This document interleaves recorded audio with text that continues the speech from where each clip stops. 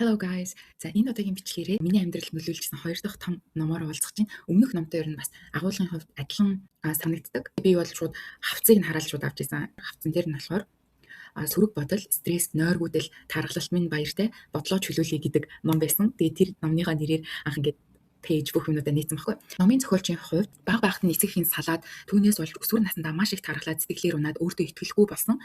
Живэд зүгээр хичээллээд цаашаага tai chi гэдэг martial arts гэдэг олон урлагаар хичээлж эхлснээрээ анх удаа бясалгал гэж юу юм бэ гэдэг ойлголтыг авч ирсэн байна. Удаагүй 21 настайдаа дүүгээ мотоциклийн ослоор алдаад тэр нь маш хүнд цохилт болоод хүнтэй гэрлээд аз жаргалтай байж ил өөрийгөө төмсгний хорт тавтартайгаа мэдээд амьдрал нь ингээд тэр чигээр өөрчлөгдсөн.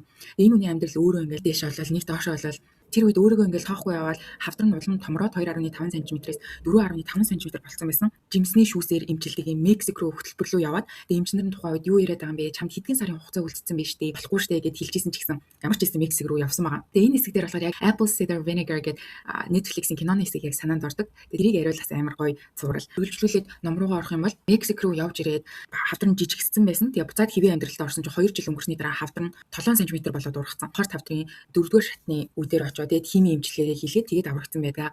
Тэгээ хавдраас болж ер нь бол хүний тархлын систем маш их алагдчихдаг юм байна. Тийм учраас хүн илүү өөрийг нь тайван болгож сэтгэл нь амар байх зүйлүүдээ үргэлжлүүлж хийх ёстой гэдэг юм чинь зөвлөсөн байна. 2019 онд хамгийн сүүлийн шинжилгээгээр ямар ч хавдрын уул мөр илрээгүй. Үүнээс хойш үргэлжлүүлээд ер нь эрүүл амьдралын хэв маягаар жүүсээ авгаад, тайжаагаар хичээллээд, ууланд суугаад бясалгал хийдэг болсон байгаа. Тэгээ энэ хүний амьдралд тохиолдсон хэцүү зүйлүүдээс хэрхэн ангиж ирсэн бэ гэдгийг энэхүү номондоо бичсэн байгаа. Тэгээ mindful meditation гэдэг санамсрын бясалгал гэж маш их яриад байгаа. Тэгээ тэр талаар бас тайлбарласан. Яг одоо хийж байгаа зүйлдээ л төвлөрхий хэлж байгаа. Бид нэр бясалгал гэхээр завил цуугаал бурхан багш шигээр болоод гээрэл хүрхийн юм шиг шууд ингээд ойлгодог штэ. Нэг гэтэл та зүгээр суугаад яг одоо юу болж ийн вэ? Миний биед юу өрнөж ийн? Одоо яг юу болоод байгаа гэдгээд анзаарах хэрэгтэй. Энийг санамсрын бясалгал гэж хэлээд байгаа. Номонд гарсан хэд хэдэн бясалгалын төрлүүд байдаг. Лимоны модны бясалгал гэдэг.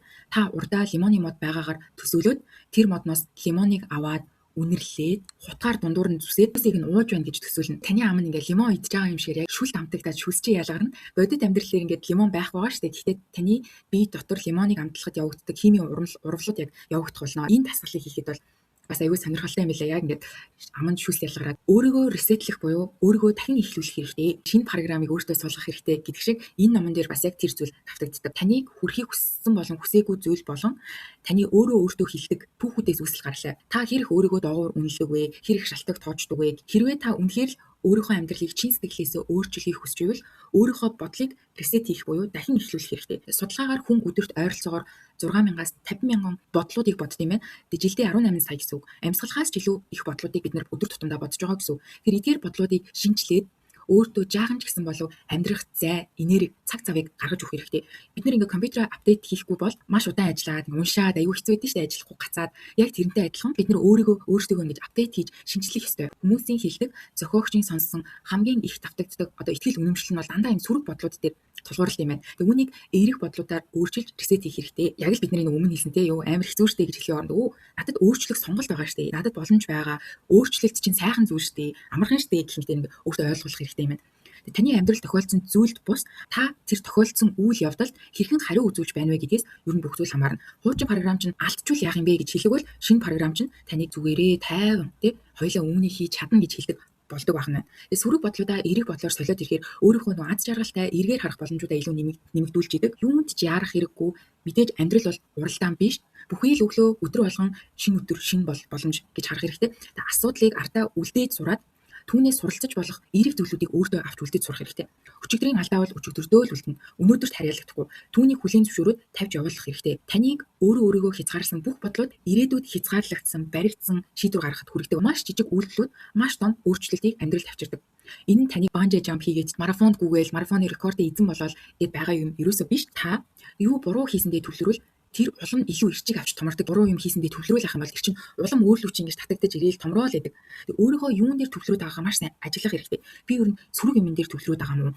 өөрийнхөө болохгүй бүтггүй юм дээр төвлөрөөд байгаа юм уу? Тэрийг хийчих үедээ яана, тэгээд алдчих үедээ яана гэдэг айдас чинь алдаагч нь тань руу ингээд өөр ирэхгүй энергиэр ингээд татаад байдаг гэсэн үг байна. Өнгөрсөндөө хүлэгдэх нь биднийг улам ингээд доош нь татчихдаг. Тэр бодлоо дахин бодогдоод байдаг. Ууланд алхах, эсвэл аяга угаах хүртэл хэцүү санагддаг байна. Яг нөгөө сэтгэл готролд орсон хүн ингээд хэвтэл ямар санагддаг шиг бүх амархан зүйлүүд маш хэцүү болж эхэлдэг. Тэрийг хийхийн тулд ингээд би аягүй урт замыг туулах ёстой юм шигээр мэдрэгдээд байдаг. Хэрвээ өнгөрсөн зүйл танд бодогдож эхлвэл түүнийг өнгөрүүлж сурах хэрэгтэй. Энэ чинь аль дээр болсон штэ. Тэг болоод өнгөрсөн штэ. Өчигдөр болоод өнгөрсөн зүйл штэ гэж өөртөө хэлж сурах хэрэгтэй. Өөрийгөө дандаа би өөрчлөхөд бэлэн, би чадна, хийх хэрэгтэй, би хүсэж юм гэд 1000 дахин давтаж хэлэх юм. Худал үгийг 1000 давтвал үнэн болоо гэж өөртөө сайхан үгийг хэлээл давтаалах юм бол тэр явандаа өөрт мань яг үнэн юм шиг санагдаж эхэлнэ.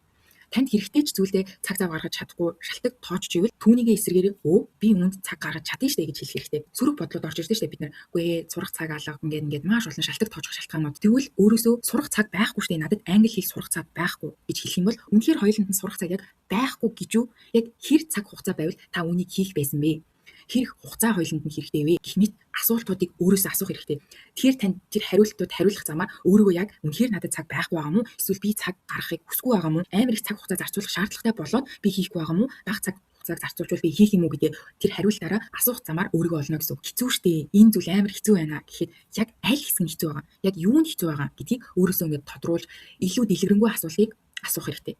Өөрийнхөө чадахгүй байгаа гэсэн зүйлүүдээ бичээд дахин ингээд асуух хэрэгтэй. Үнэхээр яг надад цаг байхгүй юм. Үнэхээр би тийм юм уу? Үнэхээр аз жаргалгүй байгаа юм уу? Үнэхээр одоо тархлаад байгаа юм уу? Таны бодол өөрт чинь худлаа хэлсэн байж болно. Тэрийг хэдүүлээ яг юм үнэн бодит яг юу байгаа юм бэ гэдэгтэр тулгуурлаад өөрийгөө төөрөлдүүлээд байгаа тэр төөрөг төлөөсөө гарч байгаа л гэсэн. Таны итгэл үнэмшил зориг руу чинь хөтлөөд байгаа юм уу? Эсвэл таныг илүү дэндүү хайрлаад бүүцэлүүд хамгаалаад байгаа юм уу? Хоёулаа алдчих штеп. Үгүй энийг хийж яах юм бэ? Үгүй хоёулаа эртэл гаргана штеп. Үгүй хоёулаа өмнө нь ийм юм хийж үзэж байгаагүй штеп. Яагаад ингэж одоо өөр болох байгаа юм бэ? Энэ ингээ гоё байгаа штэ гэх мэтчлэн эсвэл өөрийнхөө өвдөхөөс амар айгаад байдаг гинэ. Энд чинь яг нөгөө стресс зүгтааж байгаа нэг хэлбэр шүү дээ. Чи нөгөө аюулаас өөрийгөө хамгаалаад та үнэхээр адилхан зан аран шиг өөрөөсөө дахин гаргаал байвал яг адилхан үр дүнг дахин аваад авах болно. Өөрийнхөө бодолд итгэхгүй байж болох сонголт бас танд байдаг шүү гэдгийг өөртөө бас ингэ сануулж авах хэрэгтэй. Та өөрт чинь тохиолоогүй байгаа зүйлдээ хэрэг санаа зовдөг вэ? Хайртай хүн чинь товсон цагаас хоцроод ирвэл дараач чинь тань руу гинт залах юм бол та хамгийн түрүүнд боломжит хамгийн муу тохиолдлуудыг бодож эхэлдэг. Түүнээс гэлдээ бараг 10 тохиолдлын 9 нь юу ч тохиолдоогүй ямар ч хэрэгцээгүй зүйлээд болцоондоо ингээл хайртай хүн маань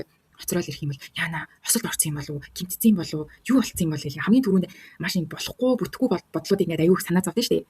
Гэтэл яг үнэндээ хайртай хүн чинь зүгээр буруу автуусандаа суугаад түүрсэн ч юм уу. Дараач чинь тань руу залхахтаа зүгээр энийг яаж хийсэн гэж тодруул асууж залтал дараагаа залхангууд яана юу болох байсан юм бол би тэрийг буруу өгсөн юм болов уу? Халах гээд байгаа юм болов уу гэдэг бодлоод яг ингэж орж ирдэ шүү дээ. Энэ бодлоод ер нь яагаад гарч ирд юм бэ гэхээр дээр үед хүмүүс зүгт эсвэл тэмц гэдэг хариу үйлдэлүүдийг үзүүлдэг байж л дээ. Аль ч тохиолдолд тухайн булчин ажиллаж энерги зарцуулагдаж байгаа. Маш хурдан хугацаанд биеийн эргээд хэвэндээ орчдөг. Амтан дайрах юм бол за биеийн амтантай чадах юм бол тэмцэн эсвэл зүгтэн чадахгүй бол дасгал хийгээд байгаа учраас энерги зарцуулаад байгаа нь айдсын энерги бид нар шатаагаад байгаа байхгүй.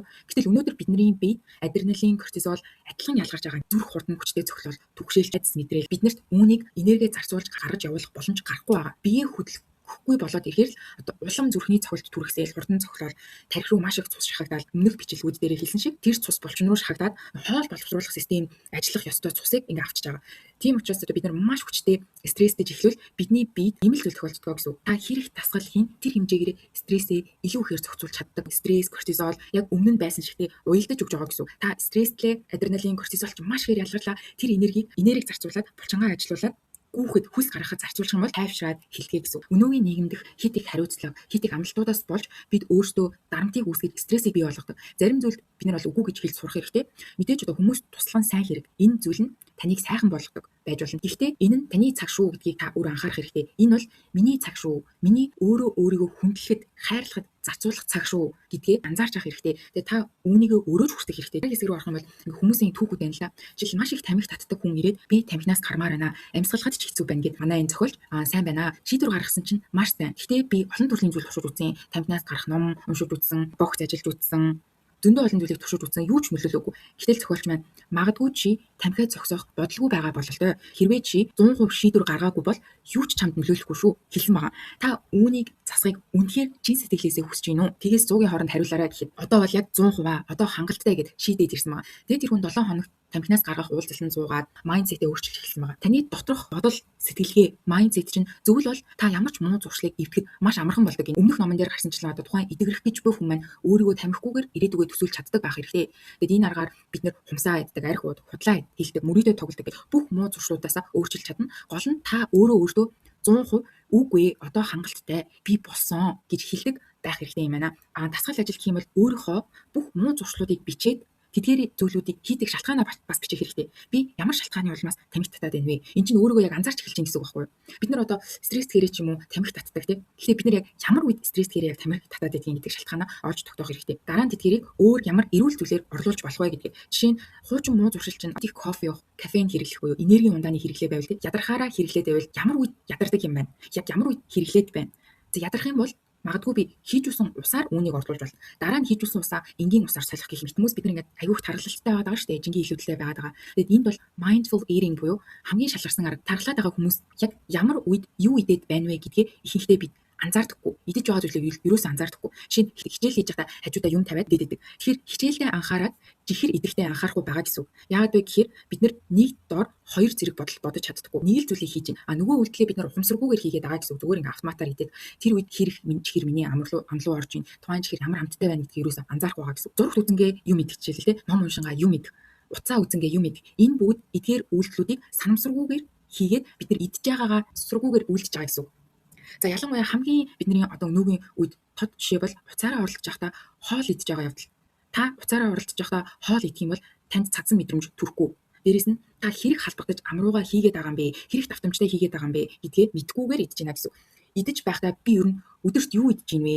Миний идэх дур хүсэл ямар байна вэ? Ямар үед би яаж идэж байна вэ гэх мэтэр өөрийгөө маш сайн анзаарах хэрэгтэй. Уцаараа оролдож байхдаа хоолоо иддэг. Тэгэд хоолоо идэхдээ цадсан ч гэсэн ингээд аягтай хоол ингээд дуусчиж би дуусгачлаа штэ гэдэг юм мэдрэмж төрж уцсан байгаа ч гэсэн нөгөө уцсандаа анхаарад идээл байгаа. Яг энэ мэтэр санамсартайгаар, ухамсартайгаар ер нь ингэж өөрийгөө анзаарч иддэг юм байл. За тэгээд өдөр болгон одоо жижиг сажиг зүйл идэж байгаагаа хүн юуроос анзаардаггүй. Жохон ажлын стресс гарах юм бол өлсөөл нэг юм хайж хэлдэгтэй за юу уу. За кофе ууж байхдаа ч гэсэн хитэн аяга ер нь өдөрт кофе уугаад байгаа. Ер нь юм яаж нөлөөлөд байгаа гэдэг ерөөсөө анзаарахгүй хийд юм билээ. Уцаа тавиад хоолоо яг идж байгаагаа ингэж анзаараад эхлэхээр даан зажилж эхэлт юм билээ. Юу идж байгаа, ямар амттай юм гэдгээ хүн ингэ мэдэрч хэлдэг дотроо. Тэгэнгүүт хоолоо дуусгаагүй байсан ч гэсэн цадсан мэдрэмж маш их хурдан ирдэг. Одоо 5 6 халбагтаад ч юм уу амтлах, зажлах мэдрэмж удаашрч хамаагүй хурдан цаддаг юм байна. За тэгээд үүнээс үүдээд стресстэй идэх, чихрийн донтол, шоколад, амтны донтол гэд бүх зүйлүүдэд засаж болдог юм байна. Хамгийн гол нь эдгээр зүйлүүд хүүхэд насндаа таныг дандаа урамшуулж байсан учраас үүсдэг. Түүнийг донтолд амтшилт болгоод үүсчдэг. Жишээ нь сайн байвал ээж нь хэрэг үү шүү.